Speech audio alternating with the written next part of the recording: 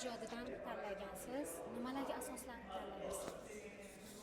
Yo'q, agar Chunki ularning ijodlari juda keng va tuganmas deb aytishimiz mumkin. agar men hamma xohlaganimdek qilganimda edi, yetmaydi, vaqt yetmaydi. Vaqt yetmaydi, o'sha uchun. Soatlar yetmaydi. Bir Tuganmas kunda boylik. tuganmas. Shunga endi hammani misol g'azallardan oldim, Navoiy Hazratdan oldim, Hofiz Xorazmiydan oldim. Shunga iloji boricha moziga va hozirgi otamni o'zlarini qalamlariga mansub qo'shiqlar, xalq biladigan qo'shiqlar, deyarli hammasini xalqimiz biladi. Va endi baribir televideniyani o'zini qanaqa aytsam ekan, bir ramkasi bor. Shundan kelib chiqib, muxlislarni har xil qatlamdagi muxlislarni hisobiga olish kerak. Yoshlarda ham, o'rta yosh, katta yosh, hech kim zerikib qolmaydigan qilib repertuar qilishga harakat qildik. Hali juda ko'p bunaqa loyihalarimiz, bu boshlanishi. Endi men buni anchadan beri reja qilib yurdim. Inshaalloh biz birinchi bo'ldik. Yana xudo xolasa ishlar bor, xudo xolasa xabardor bo'lib turasizlar. Konsert dasturi ham qo'yish niyatingiz bormi? Mana akangiz qo'yaptilar. Xudo xolasa, Siz ham alohida bag'ishlagan holatda konsert dasturi qo'yishingiz Yo'q, niyatingiz endi men bag'ishlagan deb qo'ymayman. Endi chunki akam baribir qo'yyapti. Mana bag'ishlab televideniyada qilyapman.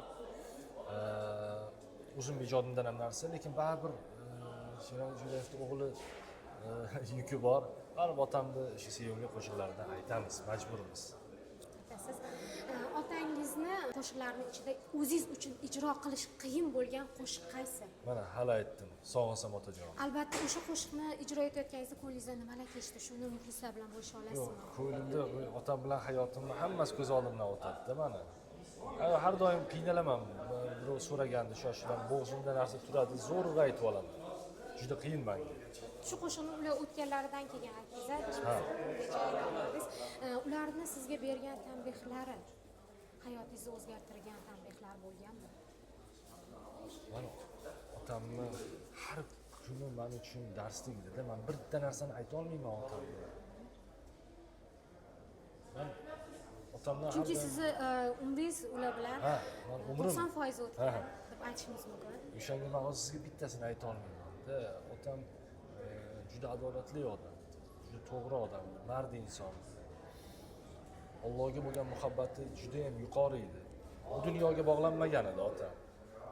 Nafsi yengan odamlardan deb bilaman otam. O'shanga endi otamni sog'inamiz, otamni ko'p eslayman. Otasizlik og'ir narsa. Otangiz ketsa, tog'ingiz ketadi, bog'ingiz ketadi. Ota chinorga o'xshaydi. Meva bermaydi-yu, lekin soyasini o'ziga yetadi-da ota.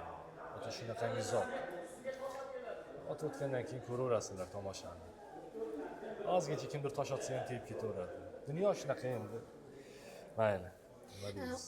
Bir savol bermoqchiman. Ularni mana ijodlarda ko'proq siz yonlarida bo'lgansiz, ijodlari davomida ularni yakunlanmay qolgan birorta qo'shiqlari bormi? Va siz uni oxiriga yetkazgan holatda muxlislarga taqdim etasizmi o'z ijroyingizda?